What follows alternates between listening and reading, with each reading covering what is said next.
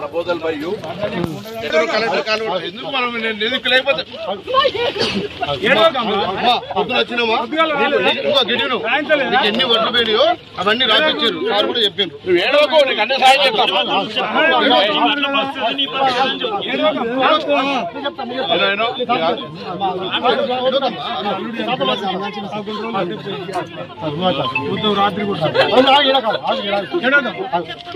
మీ వడ్లు ఎన్ని పోయినాయో మా దగ్గర లెక్క ఉంది, ఓకేనా? మేము దానికి కూడా ఇస్తాం, మరి బాధపడతాం.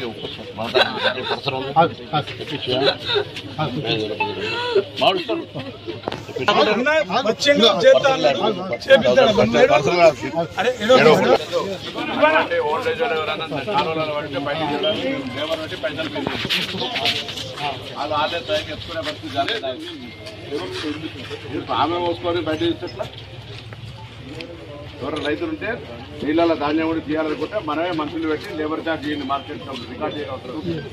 పర్సనల్ పేమెంట్ చేస్తాం.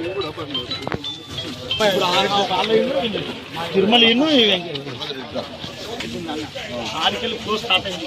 ఇటుకలు వస్తున్నాయని చెప్పేసి మనం ఈ మూల మీద అందరూ చాలా వేసి బోర్ కొట్టేసిన తర్వాత ఏమైందంటే ఈ పక్కన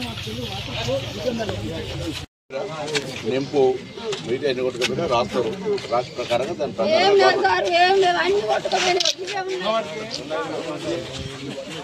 దాని కారణంగా ఊహించనంత అంటే కొన్ని సంవత్సరాలుగా ఎరుగనటువంటి వాన హుస్నాబాద్ నియోజకవర్గంలో పడ్డది.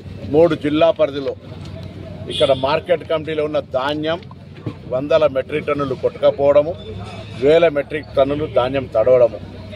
ఇది కాక రోడ్ల మీద వచ్చినటువంటి ధాన్యం కూడా కొట్టుకపోవడము, పొలాల్లో నీళ్లు వచ్చి మునిగి నష్టపోయినటువంటి ఇవన్నీ కూడా గౌరవ ముఖ్యమంత్రి గారి నోటీస్కు, అధికారుల నోటీస్కు జిల్లా కలెక్టర్ గారు కూడా నేను కూడా తీసుకొని వెళ్ళడం జరిగింది.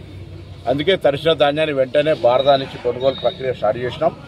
రైతులు ఎవరు ఆందోళన చెందే అవసరం లేదు. ప్రభుత్వం వెంటనే స్పందించి అన్ని రకాల చర్యలు తీసుకునే ప్రయత్నం చేస్తూ ఉంది. నేను గౌరవ ముఖ్యమంత్రి గారిని కూడా రమ్మని కోరిన వారి ఏరియల్ సర్వేలో భాగంగా ఈ ప్రాంతాన్ని కూడా సందర్శిస్తారు. వారిని ఇక్కడ కూడా ప్రత్యక్షంగా రావడానికి కూడా కోరుతా ఉన్నా. ఇక్కడ నేను కూడా ఇక్కడనే ఉండి ఇప్పుడు చిగురుమామిడి కానీ, కోహెడ కానీ, అదేవిధంగా అక్కన్నపేట కానీ, భీమదేరపల్లి కానీ, ఎల్కతుర్తిలో, సైదాపూర్లో జరిగిన నష్టం, కొన్ని బ్రిడ్జిలు కొట్టుకపోవడం, కొంత ప్రాణ నష్టం జరిగింది. రాష్ట్రంలో ప్రాణ నష్టం ఇక్కడనే ఇప్పటికీ 3 రికార్డ్ అయి ఉన్నాయి. అవి డెడ్ బాడీస్ గురించి కూడా ఇప్పుడే కలెక్టర్ గారు ఎన్డీఆర్ఎఫ్ తోటి వాళ్ళతో ఎస్డీఆర్ఎఫ్ వాళ్ళతో మాట్లాడుతూ ఉన్నారు. ప్రత్యేకించి వాటిని గాలించడానికి బండి దొరికింది. పంట నష్టం జరిగింది, ప్రాణ నష్టం జరిగింది, ఇటు పశువు నష్టం కూడా జరిగింది. వీటన్నిటిని ప్రాథమికంగా అంచనా వేయమని అధికారులను గవర్నమెంట్ ఆదేశించింది. దాని ప్రకారంగా నేను రైతాంగాన్ని కోరుతాను, ఎక్కడెక్కడ నష్టం జరిగిందో దగ్గరలో ఉన్న వ్యవసాయ శాఖ, రెవెన్యూ శాఖ అధికారులను సంప్రదించి మీ నష్టాన్ని రికార్డు చేయించండి. ప్రభుత్వం పాలసీ నిర్ణయం తీసుకుంటుంది. ఇదే సందర్భంలో ఇదొక విపత్తు. ఇటువంటి విపత్తులు ఉత్తర భారతంలో వస్తే దేశంలో ఉన్నటువంటి ప్రభుత్వం వెంటనే స్పందించి జాతీయ విపత్తుగా గుర్తించి ఆర్థిక సహకారాలు చేస్తాయి. ఇది నిజంగా నాకు చెప్తున్న రైతుల సందర్భం దృష్టిలో కానీ 30-40 ఏళ్ల కింద నుంచి ఇటువంటి వాన వల్లే ఇన్ని గంటల్లో ఇటువంటి ఒక క్లౌడ్ బ్రస్ట్ లాగా పడ్డ వర్షంతో ఎవరు కూడా ఊహించనటువంటి నష్టం జరిగింది. కాబట్టి కేంద్రం కూడా జోక్యం చేసుకొని వాళ్ళ యొక్క బాధ్యతగా కేంద్ర నేషనల్ డిజాస్టర్ కింద తీసుకొని అన్ని రకాల సహకారం అందించాలని కోరుతాను. ఇక్కడేం రాజకీయం లేదు, ఏం లేదు. కేంద్ర ప్రభుత్వం, రాష్ట్ర ప్రభుత్వం బాధ్యత. రాష్ట్ర ప్రభుత్వం తరఫున అన్ని రకాల చర్యలు తీసుకోవడానికి ఇటు వ్యవసాయ శాఖ, మార్కెటింగ్ శాఖ, మొత్తం వ్యవస్థ అంతా కూడా అన్ని రకాల రెవెన్యూ శాఖ, పోలీస్ శాఖతో సహా అన్ని రకాల శాఖలు సమన్వయం చేసుకొని రైతులకు అండగా ఉంటామని, ఎక్కడెక్కడైతే రోడ్ల పునరుద్ధరణ చేయాలో, ఎక్కడెక్కడైతే నీటి నిల్వలతోటి ఇబ్బంది కలుగుతూ ఉందో వాటన్నిటికీ సంబంధించిన పర్యవేక్షణతో పాటుగా వర్షం వెలిసిన తర్వాత, నీళ్లు అయిపోయిన తర్వాత ఎక్కడైనా ఆరోగ్యపరమైన సమస్యలు రాకుండా కూడా వైద్య శాఖను కూడా ముఖ్యమంత్రి గారు ఆదేశించినారు. అవసరమైన చోట పోలీసులను కూడా ఎక్కడైతే కలవట్లు బాగా పొంగి పొరుగుతున్నాయో రోడ్డు బంద్ చేయడానికి పోలీసులను వాడుకోమన్నారు. ఆ విధంగా అధికారులతో నిన్నటి నుంచి నేరుగా అన్ని రకాల సంప్రదిస్తూ ఎప్పటికప్పుడు స్పందిస్తూ ఉన్నాం.